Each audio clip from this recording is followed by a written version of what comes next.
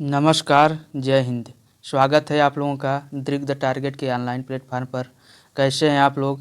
आशा करता हूं स्वस्थ होंगे, मस्त होंगे। आपकी पढ़ाई लिखाई बिल्कुल शानदार तरीके से चल रही होगी। आज के क्लास में हम लोग चर्चा करने वाले हैं वाक्य के बारे में, लेकिन उससे पहले इस क्लास से जुड़े रहने के लिए चैनल को सब्सक्राइब कर दीजिए, लाइक कर दीजिए, शेयर कर दीजिए, जिससे कि ज़्यादा से ज़्यादा लोग इस क्लास से जुड़ सकें।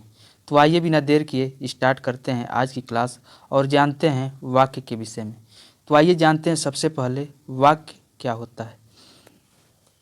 वाक्य की बात करें तो सार्थक शब्दों का व्यवस्थित समूह जिससे अपेक्षित अर्थ प्रकट हो वाक्य कहलाता है। जैसे कुछ शब्द लिए और उनको हम व्यवस्थित कर दिए, जैसे राम स्कूल से घर जाता है। अब इसमें राम शब्द है, स्कूल शब्द है, घर शब्द है, जाता शब्द है। अब इन सभी शब्दों को जो है कि हम एक क्रम में व्यवस्थित कर दिए तो यह वाक्य बन गया राम स्कूल से घर जाता है। अब मान लीजिए समझने के लिए अब इन्हीं सारे शब्दों को हम व्यवस्थित रूप से कर दें। जैसे मैं लिखूँ स्कूल, स्कूल के बाद लिखूँ जाता, फिर लिखूँ घर है राम से, तो यह बना राम जाता घर है राम से। तो यह कोई वाक्य नहीं बन रहा है, क्योंकि शब्द तो हैं लेकिन ये व्यवस्थित नहीं है। और जब हम इनको व्यवस्थित कर देते हैं तो वही वाक्य कहलाता है। तो कुल मिला जुला कर कहने का मतलब कि सार्थक शब्दों के व्यवस्थित समूह को ही हम वाक्य कहते हैं और उससे एक अपेक्षित अर्थ भी प्रकट होना चाहिए। अब हम बात करेंगे वाक्य के प्रकार पर, लेकिन उससे पहले हमें जानना होगा कि वाक्य के कुछ अनिवार्य तत्व होते हैं। ये तत्व वाक्य में आवश्यक रूप से होने चाहिए, नहीं तो वह वाक्य जो है कि सार्थक नहीं हो सकता। पहला है कि सार्थकता। वाक्य में कुछ न कुछ अर्थ अवश्य होना चाहिए। मतलब अगर कोई वाक्य लिखा है तो उसका कुछ न कुछ अर्थ अवश्य निकल कर आना चाहिए। दूसरा चीज़ है कि योग्यता। शब्दों में उचित अर्थ प्रकट करने की योग्यता होनी चाहिए। जैसे मैं कहूँ कि चाय खाई, तो चाय खाई जाती है क्या? नहीं, चाय पी जाती है। मैंने कहा कि रोटी पी, तो रोटी पिया जाता है? नहीं, रोटी खाया जाता है। तो जो भी आप शब्द उसमें प्रयोग कर रहे हैं उनमें एक योग्यता होनी चाहिए। और तीसरा होता है आकांक्षा। आकांक्षा का मतलब कि इच्छा होता है। तो वाक्य अपने आप में पूरा होना चाहिए। कहने का मतलब कि आप जो भी वाक्य अपनी इच्छा को व्यक्त करने चाहते हैं वाक्य में, तो वो वाक्य पूरा होना चाहिए, आधा अधूरा नहीं होना चाहिए। चौथा है कि निकटता। वाक्यों में परस्पर निकटता होनी चाहिए। उनके शब्दों के बीच में जो है कि परस्पर निकटता होना चाहिए। रुक रुक कर नहीं बोलना चाहिए, तो वह वाक्य नहीं होंगे। निकटता होनी चाहिए। पद क्रम। पद का जो है जितने भी पद आ रहे हैं उनका एक क्रम होना चाहिए। अगर बिना क्रम के लगाएंगे तो उस वाक्य का कोई अर्थ ही नहीं निकलेगा। तो पद का क्रम भी होना चाहिए। और छठवां है अन्वय। अन्वय का मतलब कि लिंग, वचन, कारक आदि का मेल भी होना चाहिए। जैसे मैं बोलूँ कि सीता जाता है, तो सीता स्त्रीलिंग है, तो क्रिया भी स्त्रीलिंग प्रयोग होनी चाहिए। तो यहाँ पर प्रयोग होना चाहिए कि सीता जाती है, तो लिंग, वचन और कारक का भी ध्यान रखेंगे, तो वहाँ पर उसको हम जो कि अन्वय या मेल कहते हैं। तो 6 तत्व अनिवार्य हैं। क्या है? सार्थकता होनी चाहिए, योग्यता होनी चाहिए, आकांक्षा होनी चाहिए, निकटता, पदक्रम और अन्वय। आइए अब बात करते हैं वाक्य के अंग के बारे में। तो वाक्य के 2 अंग होते हैं, एक होता है उद्देश्य और दूसरा होता है विधेय। उद्देश्य क्या? तो जिसके बारे में कुछ बताया जाता है वही उद्देश्य है। जैसे मैं यहाँ कहूँ कि अनुराग खेलता है, तो किसके बारे में बताया जा रहा है? अनुराग के बारे में। तो अनुराग यहाँ पर उद्देश्य हो जाएगा। विधेय क्या होता है? तो वाक्य में उद्देश्य के बारे में जो कुछ बताया जाता है उसे विधेय कहते हैं। जैसे यहाँ पर लिखा है अनुराग खेलता है, तो इसमें उद्देश्य क्या है? अनुराग। और अनुराग के बारे में बताया क्या जा रहा है? कि खेलता है, तो खेलता यहाँ पर विधेय हो जाएगा। यहाँ पर एक बात और ध्यान देना है कि कभी कभी उद्देश्य का विस्तार कर दिया जाता है और कभी कभी विधेय का भी विस्तार कर दिया जाता है। आइए इसको उदाहरण के माध्यम से समझते हैं। जैसे यहाँ पर एक उदाहरण है कि लंबे लंबे बालों वाली लड़की अभी अभी बच्चों के साथ दौड़ते हुए उधर गई। तो इसमें किसके बारे में बताया जा रहा है? तो लंबे लंबे बालों वाली लड़की। इसमें तो मेन उद्देश्य लड़की है, लेकिन उद्देश्य का विस्तार कर दिया गया है कि लंबे लंबे बालों वाली। तो ये क्या हो गया? उद्देश्य का विस्तार हो गया। अब इसके बारे में क्या बताया जा रहा है, उद्देश्य के बारे में क्या बताया जा रहा है कि अभी अभी बच्चों के साथ दौड़ती हुई उधर गई, उसके बारे में बताया जा रहा है कि दौड़ती हुई उधर गई। तो यह जो है कि विधेय का विस्तार हो गया। उसी प्रकार से मैं अगला उदाहरण देखूं तो यहाँ पर दिया है कि परिश्रम करने वाला व्यक्ति सदा सफल होता है। तो इसमें तो व्यक्ति के बारे में बताया जा रहा है। तो मूल रूप से तो उद्देश्य व्यक्ति है, लेकिन इसका थोड़ा और विस्तार कर दिया गया कि परिश्रम करने वाला व्यक्ति। इसको थोड़ा सा और विशेष बनाने के लिए इसका विस्तार कर दिया गया। तो ये जो परिश्रम करने वाला है ये उद्देश्य का विस्तार है और व्यक्ति इसमें उद्देश्य है। और सदा सफल होता है यह विधेय है कि उद्देश्य के बारे में क्या बताया जाता है कि वह सदा सफल होता है। तो उद्देश्य के बारे में जो बताया जाए वही विधेय है, तो सदा सफल होता है विधेय हो जाएगा। घोड़े पर चढ़ने वाला व्यक्ति, यहाँ पर व्यक्ति की बात की जा रही है, लेकिन उसको विशेष बनाने के लिए घोड़े पर चढ़ने वाला व्यक्ति बोला गया। तो ये उद्देश्य का विस्तार कर दिया गया। घुड़सवार नहीं हो सकता, कहने का मतलब कि घोड़े पर चढ़ने वाला प्रत्येक व्यक्ति घुड़सवार नहीं हो सकता। तो यह जो है कि क्या बताया जा रहा है कि घुड़सवार नहीं हो सकता, तो यह विधेय हो जाएगा। अगला कि सुंदर भारत का सपना देखने वाले नेता अब ढूंढे नहीं मिलते। तो यहाँ पर तो मुख्य रूप से उद्देश्य नेता है, लेकिन इनका विस्तार कर दिया गया कि सुंदर भारत का सपना देखने वाला नेता अब ढूंढे नहीं मिलता। तो ये आपका उद्देश्य नेता हो गया और ढूंढते नहीं मिलता ये आपका विधेय हो जाता है यहाँ पर। तो यहाँ पर ध्यान रखना है कि वाक्य के दो भेद होते हैं, एक होता है उद्देश्य और दूसरा होता है विधेय। उद्देश्य क्या होता है, जिसके बारे में बताया जाए वो उद्देश्य होता है, और विधेय उद्देश्य के बारे में जो कुछ बातें बताई जाए वो विधेय होता है। उद्देश्य और विधेय का कभी कभी विस्तार भी कर दिया जाता है, जिसको हम उदाहरण के माध्यम से देखें। अब हम बात करते हैं वाक्य के प्रकार के बारे में। तो वाक्य को हम दो प्रकार से विभाजित करते हैं, एक अर्थ के आधार पर और दूसरा रचना के आधार पर। अर्थ के आधार पर वाक्य जो है कि 8 प्रकार के होते हैं: विधानवाचक, निषेधवाचक, आज्ञावाचक, प्रश्नवाचक, इच्छावाचक, संदेहवाचक, विस्मयवाचक और संकेतवाचक। और वहीं बात करें अगर रचना के आधार पर, तो रचना के आधार पर 3 वाक्य होते हैं: सरल वाक्य, संयुक्त वाक्य और मिश्र वाक्य। आइए अब हम एक एक वाक्य पर जो है कि विस्तृत रूप से चर्चा करते हैं। सबसे पहले हम बात करेंगे विधानवाचक वाक्य पर। तो साधारण, सामान्य, सरल वाक्य को ही विधानवाचक वाक्य कहते हैं, अर्थात जो सकारात्मक हो। जैसे मैं जा रहा हूँ, सीता गा रही है, राजू गया था, आकांक्षा आने वाली है, वह स्कूल जाएगा, विमल खाना खाता है। ये क्या है, सभी सरल वाक्य हैं, इन्हीं को हम विधानवाचक वाक्य कहते हैं। निषेधवाचक वाक्य क्या होता है कि जिन वाक्यों में कार्य न होने का बोध हो वहाँ निषेधवाचक वाक्य होते हैं, अर्थात जहाँ पर नकारात्मक का बोध हो वहाँ पर निषेधवाचक वाक्य होते हैं। जैसे मैं स्कूल नहीं जाता हूँ, अब नहीं आ गया तो इसका मतलब कि यह निषेधवाचक है। कमलेश लखनऊ नहीं जाएगा, नहीं जाएगा, नहीं आ गया तो निषेधवाचक। सीता गीत नहीं गाती है, नहीं आ गया, निषेधवाचक। बच्चा खाना नहीं खाएगा, नहीं आया, निषेधवाचक। अर्थात जहाँ नकारात्मक का बोध वहाँ पर निषेधवाचक होता है। अब बात करते हैं आज्ञावाचक की। आज्ञावाचक क्या होता है, जिन वाक्यों से आज्ञा का बोध हो, प्रार्थना का बोध हो और उपदेश का बोध हो। इसका ध्यान रखेंगे कि आज्ञा, प्रार्थना और उपदेश का बोध हो वहाँ आज्ञावाचक वाक्य होते हैं। जैसे मैं बोलूँ कि मुकुल गेट खोल दो, तो ये क्या मैं आज्ञा दे रहा हूँ, तो यहाँ पर क्या हो जाएगा, आपका आज्ञावाचक वाक्य हो जाएगा।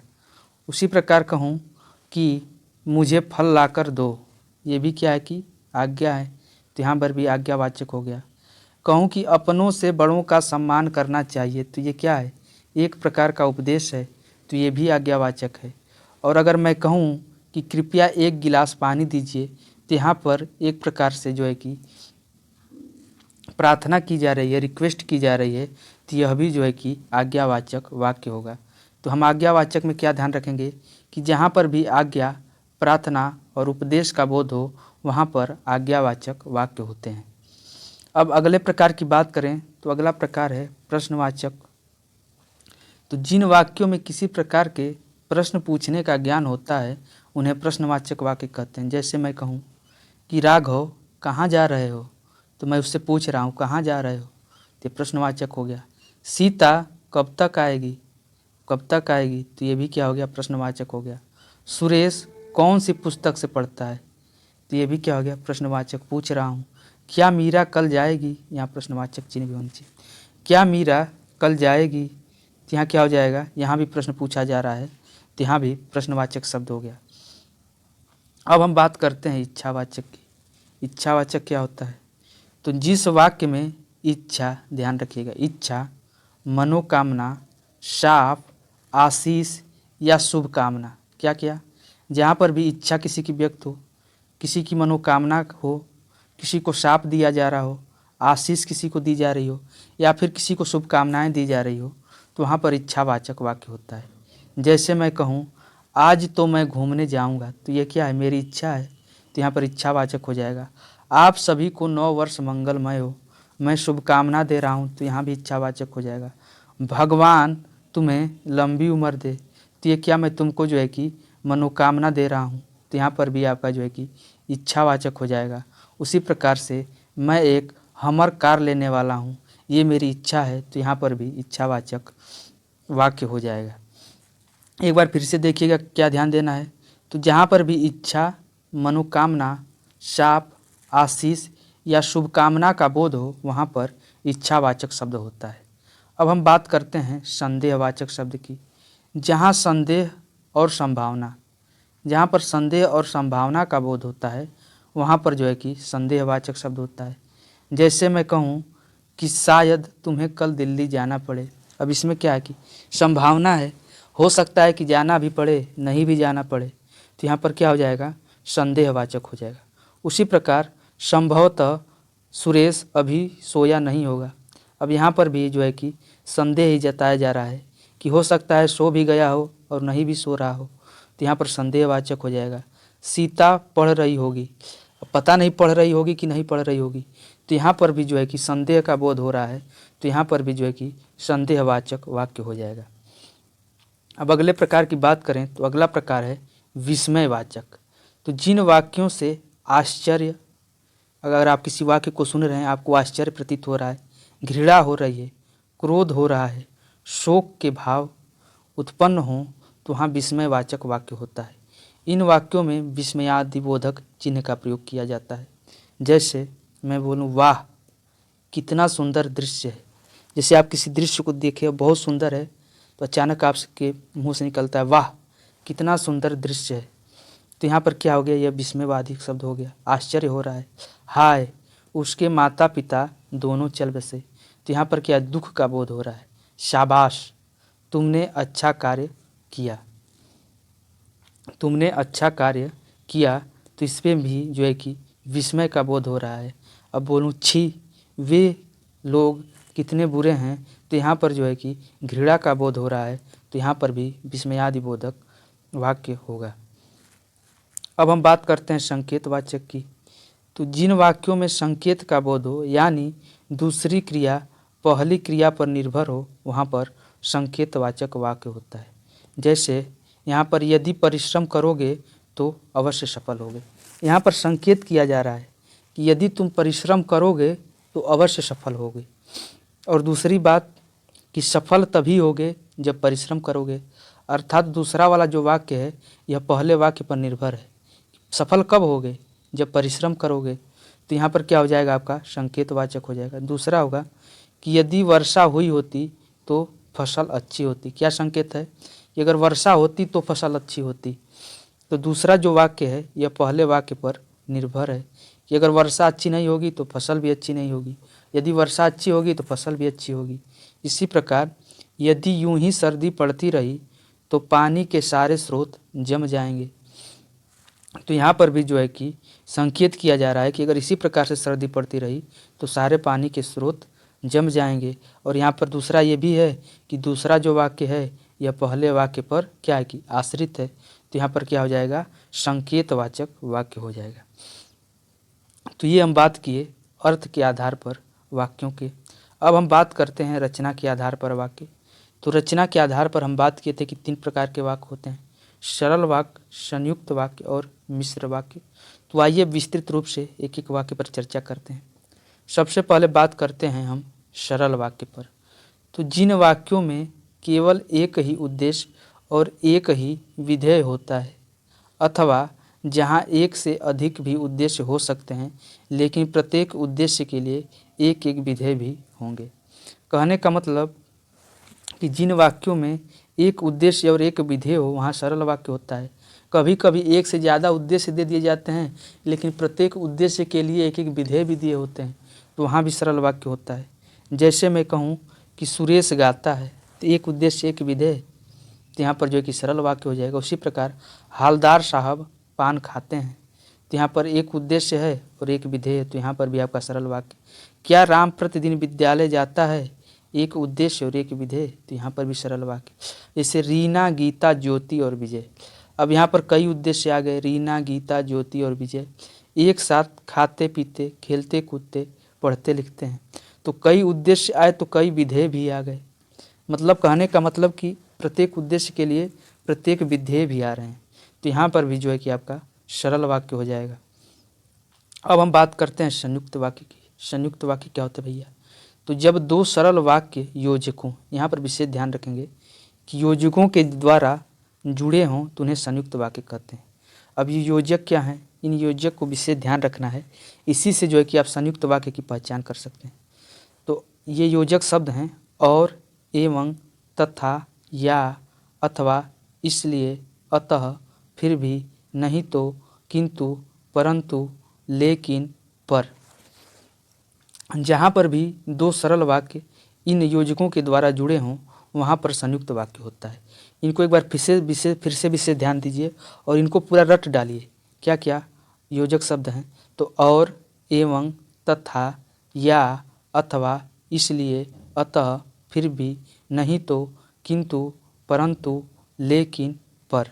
जहाँ पर भी यह योजक शब्द आकर दो सरल वाक्यों को जोड़ने का काम करें वहाँ पर संयुक्त वाक्य होता है। जैसे मैं कहूँ कि वह सुबह सुबह गया और शाम तक लौट आया, यहाँ पर योजक शब्द और आ गया और यह क्या कर रहा है कि दो सरल वाक्यों को जोड़ रहा है, तो यहाँ पर कौन सा संयुक्त वाक्य हो जाएगा। उसी प्रकार मैं कहूँ प्रिय बोलो पर असत्य नहीं, अब यहाँ पर जो है कि योजक शब्द आ गया और यह दो वाक्यों को जोड़ रहा है, तो यहाँ पर भी संयुक्त वाक्य हो जाएंगे। उसी प्रकार उसने बहुत मेहनत की लेकिन सफलता नहीं मिली, यहाँ पर योजक शब्द आ गया लेकिन, और यह दो सरल वाक्यों को जोड़ने या संयुक्त करने का कार्य कर रहा है, इसीलिए यहाँ पर संयुक्त वाक्य हो जाएगा। और उदाहरण देखते हैं। तुम घर से निकले और दिनेश आ गया, अब देखिए और यहाँ योजक शब्द आ गया और दो सरल वाक्य को जोड़ दिया कि तुम घर से निकले दिनेश आ गया, और के माध्यम से जुड़ गए तो संयुक्त वाक्य हो गया। अच्छे पढ़ रहा है और युविका लिख रही है, अब यहाँ और योजक शब्द आ गया। अच्छे पढ़ रहा एक वाक्य है और युविका लिख रही है, इन दोनों को संयुक्त कर दिया, जोड़ दिया, तो यहाँ पर संयुक्त वाक्य हो जाएगा।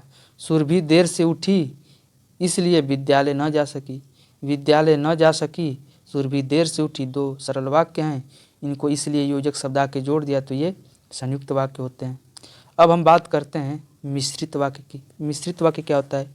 जिन वाक्यों में दो वाक्य हों और एक मुख्य वाक्य हो और दूसरा गौड़ वाक्य हो, अर्थात गौड़ वाक्य मुख्य वाक्य पर आश्रित हो। कहने का मतलब कि दो वाक्य जुड़े हैं लेकिन जो पहला वाला वाक्य होता है वह मुख्य वाक्य होता है, अर्थात दूसरा वाला वाक्य उसी पर आधारित होता है। पहले वाले वाक्य में जिस व्यक्ति या वस्तु के विषय में बात की जा रही होती है उसी से संबंधित दूसरे वाले वाक्य में भी बात की जा रही होती है, तो ये दोनों वाक्य क्या होते हैं? आपस में मिले होते हैं, तो इसीलिए इनको मिश्रित वाक्य कहते हैं। और ये मिलते किससे हैं? तो इनको आप ध्यान रखिएगा, इससे पहचान करेंगे हम लोग मिश्रित वाक्य की। तो मिश्रित वाक्यों की पहचान करने के लिए यह प्रायः जुड़े होते हैं कि, जो, क्योंकि, जितना उतना एक साथ आ जाए, जैसा वैसा, जब तब, जहाँ वहाँ, जिधर उधर, और अगर, यदि, तो, यद्यपि, तथापि आदि आ जाते हैं, तो वहाँ पर जो है कि मिश्रित वाक्य होते हैं। एक बार फिर से ध्यान दीजिएगा, इसको भी रटना है मिश्रित वाक्य के लिए। ये कौन कौन से शब्द? कि, जो, क्योंकि, जितना उतना, जैसा वैसा, जब तब, जहाँ वहाँ, जिधर उधर, अगर, यदि, तो, यद्यपि, तथापि आदि से यह जो है कि जुड़े होते हैं। जैसे उदाहरण से हम देखें कि उसने वही कार खरीदी जो उसके मित्र के पास थी। तो यहाँ पर जो आ गया, ये क्या है, जो आ गया, और ये दोनों वाक्यों को मिश्र अर्थात मिलाने का कार्य कर रहा है। और पहला वाक्य, उसने वही कार खरीदी जो उसके मित्र के पास थी, तो पहला वाक्य जो है कि मुख्य वाक्य है और दूसरा वाक्य गौड़ वाक्य है। जो दूसरा वाक्य है पहले वाक्य पर आश्रित है। पहले वाक्य में बात की जा रही है कि उसने वही कार खरीदी जो उसके मित्र के पास थी, तो पहले में कार की बात की जा रही है और दूसरे में भी कार से संबंधित ही बात की जा रही है, तो यहाँ पर जो है कि मिश्र वाक्य हो जाएगा। उसी प्रकार उसका कोई कुछ नहीं बिगाड़ सकता। अब जैसे देखें, जो ईमानदार व्यक्ति है, अब यहाँ पर जो आ गया तो हम ये कहेंगे कि ये मिश्रित वाक्य है। और दूसरा वाक्य जो है कि पहले वाक्य पर आश्रित है, उसका कोई कुछ नहीं बिगाड़ सकता जो ईमानदार है। तो इसमें देखिए उसके विषय में और जो, यह दोनों एक ही व्यक्ति के बारे में बात की जा रही है, अर्थात दूसरा वाक्य पहले वाक्य पर आश्रित है, तो यहाँ पर भी मिश्रित वाक्य हो जाएगा। आमिर ने मुख्यमंत्री से कहा कि वह झुकने को तैयार नहीं है, तो यहाँ पर की आ गया, तो यहाँ पर भी यह मिश्रित वाक्य हो जाएगा। पर दूसरा वाक्य पहले वाक्य पर आश्रित है, क्योंकि यहाँ भी आमिर की बात की जा रही है और यहाँ भी आमिर के लिए वह सर्वनाम का प्रयोग किया गया है। उसी प्रकार जिसमें दया नहीं वह व्यक्ति पशु के समान है। देखिए यहाँ पर भी जो है कि दो वाक्य जुड़ रहे हैं और जिसमें के लिए यहाँ पर प्रयोग हुआ है वह, मतलब एक ही व्यक्ति की बात की जा रही है और दूसरा वाक्य जो है पहले वाक्य पर आश्रित है। उसी प्रकार ऐसा कौन व्यक्ति होगा जो भारत के प्रधानमंत्री को नहीं जानता होगा। अब जैसे देखें जो, तो इसका मतलब कि यहाँ पर मिश्रित वाक्य है और दूसरा वाक्य पहले वाक्य पर आश्रित है। अब हम बात करते हैं वाक्य रूपांतरण की। परीक्षाओं में हमेशा हमसे कभी कभी वाक्य रूपांतरण से संबंधित भी प्रश्न पूछे जाते हैं। इसमें क्या होता है कि वाक्य के रूप को बदल देना ही वाक्य रूपांतरण कहलाता है। इसके अंतर्गत सरल को मिश्र वाक्य अथवा संयुक्त वाक्य में, मिश्र वाक्य को संयुक्त या सरल वाक्य में, संयुक्त वाक्य को सरल या मिश्र वाक्य में बदला जाता है। मतलब वाक्यों को बदलना है, कह देगा कि सरल को मिश्र में बदलिए या फिर मिश्र को संयुक्त में बदलिए या फिर संयुक्त को सरल में बदलिए। तो इस प्रकार के भी प्रश्न पूछे जाते हैं। जैसे यहाँ पर उदाहरण दिया गया है कि एक सरल वाक्य है कि कप गिरकर चटक गया। अब इसको हमको बदलना है संयुक्त में, तो संयुक्त में बदलना है तो इसको जो है कि हम कोशिश करेंगे कि इसके पहले दो सरल वाक्य बन जाएं और बीच में कोई योजक शब्द आ जाए। तो हम इसको लिखेंगे कि कप गिरा और चटक गया, तो यहाँ पर और योजक शब्द ला दिए तो ये संयुक्त हो गया। अब इसी को कहे कि मिश्र वाक्य बनाइए, तो जैसे वैसे की जो क्यों की ऐसे लगा कर हम इसको मिश्र वाक्य बना सकते हैं। तो जैसे ही कप गिरा वैसे ही चटक गया, तो ये इसका मिश्र वाक्य हो गया। आइए अब बात करते हैं कुछ और वाक्यों पर। तो सबसे पहले हम बात करते हैं कुछ सरल वाक्यों को संयुक्त वाक्य बनाना सीखते हैं। जैसे मैंने उसे पढ़ाकर नौकरी दिलाई। अब यह सरल वाक्य है, अब इसको हमको संयुक्त वाक्य में चेंज करना है। तो अब यहाँ कोशिश करें कि और किंतु परंतु आ जाए, कोई योजक शब्द बीच में आ जाए और दो सरल वाक्य बन जाए। तो जैसे मैंने कहा कि मैंने उसे पढ़ाकर नौकरी दिलाई, तो अब मैं इसको कह सकता हूँ कि मैंने उसे पढ़ाया और नौकरी दिलाई। तो ये क्या हो गया, संयुक्त वाक्य बन गया। यहाँ पर और आ गया, वह खाना खाकर सो गया। अब इसको बनाना है तो कहेंगे वह खाना खाया और सो गया। तो ये क्या हो गया, और योजक शब्द ला दिए यहाँ पर और दो सरल वाक्य बना दिए, तो ये संयुक्त वाक्य हो गया। कृष्ण बीमार होने के कारण बैठक में नहीं आ पाया। अब इसको बनाना है तो हम कहेंगे कि कृष्ण बीमार था इसलिए वह बैठक में नहीं आ पाया। इसी प्रकार से और भी उदाहरण हैं, जैसे चोर पुलिस को देखते ही भाग गया। चोर ने पुलिस को देखा और भाग गया। रामू सब्जी खरीदने रोज बाजार जाता है। रामू रोज बाजार जाता है और सब्जी खरीदता है। इस प्रकार से तमाम उदाहरण यहाँ पर जो है कि दिए गए हैं। अब हम बात करते हैं सरल वाक्य से मिश्र वाक्य बनाना। मिश्र वाक्य में क्या कि पहला वाक्य दूसरे वाक्य पर आश्रित हो या फिर जैसे वैसे, जितना उतना, कि क्योंकि शब्द बीच में आ जाए तो वहाँ पर मिश्र वाक्य होगा। जैसे हम बात करें कि छुट्टी होने पर बच्चे घर को चले। अब इसको हम मिश्र वाक्य बनाना है तो हम कहेंगे कि जैसे ही छुट्टी हुई वैसे बच्चे घर को चले। अब जैसे वैसे आ गया तो ये क्या हो गया, मिश्र वाक्य हो गया। आलसी व्यक्ति सुखी नहीं रह सकते, तो हम क्या कहेंगे कि जो आलसी होता है वो सुखी नहीं होता है, या फिर जो व्यक्ति आलसी होते हैं वे सुखी नहीं होते हैं। नुकसान वाला काम क्यों करते हो, सरल वाक्य है, तो जिस काम में नुकसान होता है उसे क्यों करते हो, जिस और उसे। तो ये मिश्र वाक्य बन गया। इसी प्रकार से तमाम उदाहरण दिए गए हैं। इसका पीडीएफ जो है कि टेलीग्राम पर डाल दिया जाएगा, वहाँ से आप जाकर ये सभी उदाहरणों को देख लिया जाएगा। उसी प्रकार से यहाँ पर दिया है संयुक्त वाक्य से सरल वाक्य। मयंक गा भी सकता है और नाच भी सकता है, तो यहाँ पर अब सरल वाक्य बनाना है तो और यहाँ से हटाइए तो हम कहेंगे मयंक नाच गा सकता है। मयंक नाच गा सकता है, यह सरल वाक्य हो गया। बच्चा डरा और भागा, बच्चा डर कर भागा, सरल वाक्य। तुम स्टेशन पर पहुँचे और गाड़ी चल पड़ी। अब इसका सरल बनाना है तो तुम्हारे स्टेशन पर पहुँचते ही गाड़ी चल पड़ी। तो ये सारे पीडीएफ जो है कि टेलीग्राम पर अपलोड कर दिए जाएंगे, आप जाकर वहाँ से लेकर इन पीडीएफों को और उसके बाद प्रैक्टिस करिएगा। आज की क्लास यहीं तक रखेंगे, फिर मिलते हैं नेक्स्ट क्लास में। तब तक के लिए नमस्कार, जय हिंद, धन्यवाद।